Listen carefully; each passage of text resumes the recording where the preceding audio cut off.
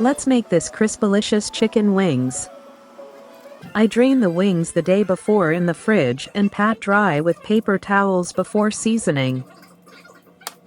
Season the wings all over with salt, cracked black pepper, granulated garlic, and onions.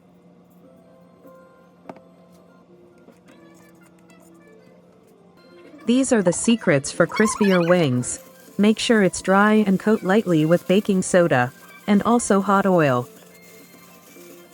You can also cook this in the pan, in the oven or air fryer. Fry the chicken wings at 350 degrees Fahrenheit for 10 to 15 minutes or to your desired doneness. Cook it in single layer for faster and even cooking.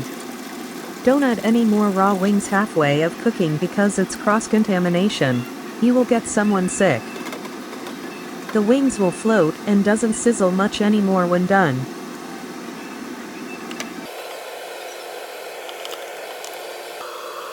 Heat or warm your favorite wing sauce and toss to coat the chicken wings.